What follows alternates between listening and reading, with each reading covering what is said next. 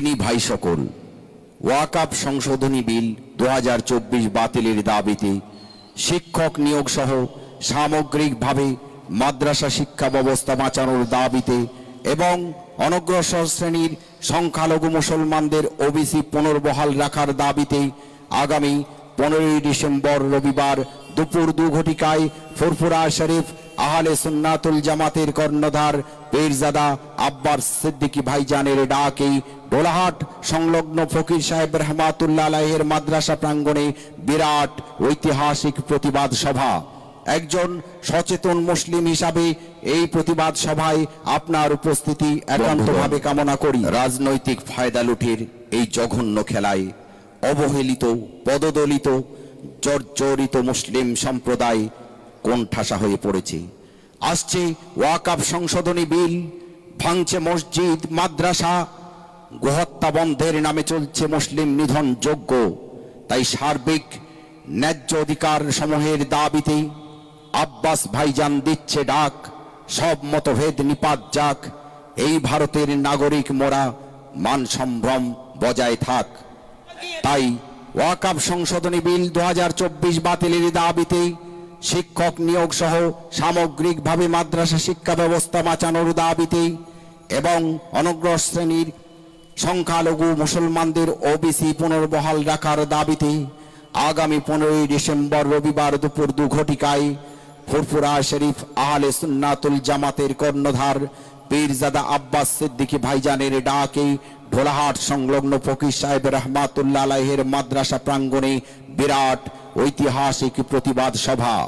একজন সচেতন মুসলিম হিসাবে এই প্রতিবাদ সভায় আপনার উপস্থিতি একান্তভাবে কামনা করিয়ে থাকবেন। বন্ধু, ঘুমাইয়া কাজা করেছি ফজর, যখন জাগিনি তখন জোহর, হেলায় খেলায় কেটেছে আসর, মাগরিবের আজ শুনিয়া যান, জামাত শামিল হওরে এসাতে এখনো জামাতে আছে স্থান।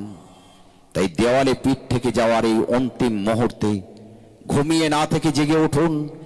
বিড়ালের মতো 100 বছর বেঁচে থাকার চেয়ে সিংহের মতো 1 ঘন্টা বাঁচুন। গর্জে উঠুন হয়দরি হাঁক নিয়ে, আমাদের মিলিত ঐক্যে ফিরে আসুক আমাদের ন্যায্য অধিকার। তাই ওয়াকফ সংশোধনী বিল 2024 বাতিলের দাবিতে শিক্ষক নিয়োগ সহ সামগ্রিকভাবে মাদ্রাসা শিক্ষা ব্যবস্থা বাঁচানোর দাবিতে এবং অনগ্রসর শ্রেণীর সংখ্যালঘু মুসলমানদের ওবিসি পুনর্বহাল রাখার দাবিতে আগামী 15 ডিসেম্বর রবিবার দুপুর 2 ঘটিকায় ফুরফুরা শরীফ আহলে সুন্নাতুল জামাতের কর্ণধার পীরজাদা আব্বাস সিদ্দিকী ভাইজানের ডাকে ঢোলাহাট সংলগ্ন ফকির সাহেব রহমাতুল্লাহ আলাইহির মাদ্রাসা প্রাঙ্গণে বিরাট ঐতিহাসিক প্রতিবাদ সভা। একজন সচেতন মুসলিম হিসাবে এই প্রতিবাদ সভায় আপনার উপস্থিতি একান্তভাবে কামনা করি। বন্ধুর মতো আলোচনা করো, তাদেরকেও বুঝাও যে ভাই, এ লড়াই কোন হিন্দু মুসলমানের লড়াই নয়, এ লড়াই অন্য কোন জাতি ধর্মের বিরুদ্ধে লড়াই নয়। এটা কেন্দ্র সরকার বিভাজন লাগাতে চাইছে। এ লড়াই আমার অধিকার, আমার যেটা গণতান্ত্রিক রাইট, আমার সংবিধানের রাইট, এই রাইটকে কেন্দ্র সরকার লুটছে। এটা মানুষকে বুঝাও। আজকে ওই যে কেরলের 1400 বছরের মসজিদ বলে দিচ্ছে 1400 বছর ধরে আমাদেরকে ঢুকাতে হবে। খ্রিস্টান ভাইদের সম্পদ আছে, আমরা মুসলমান যদি বলি সেকুলারের নামে ধর্মনিরপেক্ষ দেশ আমাদেরকে ঢুকাতে হবে, এটা অন্যায় হবে। কেন দেবত্ব সম্পত্তি হিন্দু ভাইদের, তাদের বাচ্চাদের অধিকার, তাদের ধর্মীয় অধিকার, তাদের সংস্কৃতি অধিকার, সেখানে যেমন আমার যাওয়াটা উচিত হবে না। তাই আমার অমুসলিম ভাইদেরকে বলবো, কেন্দ্র সরকার এই সংবিধান আমাদের ছিল, আছে, থাকবে। সংবিধান বলছে 1947-এ সংবিধান জানিয়ে দিয়েছে ভারতবর্ষের যেটা মন্দির মন্দির থাকবে, যেটা মসজিদ মসজিদ থাকবে, যেটা গুরুদুয়ার গুরুদুয়ার থাকবে, যেটা চার্চ চার্চ থাকবে, যেটা সনাতন ভাইদের যা যেটা যেটা ছিল 1947 থেকে ওটাকে আর চেঞ্জ করা যাবে না, ওটা ওরকমই থাকবে।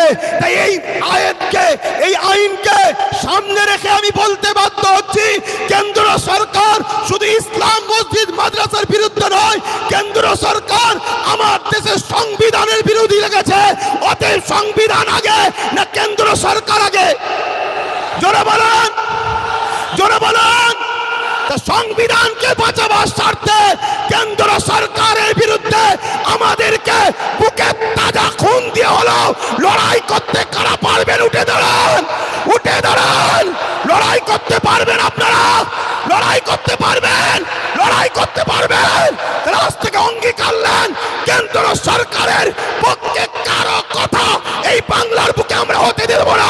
এতে আপনারা রাজি আছেন না? নাই রাজি আছেন না? নাই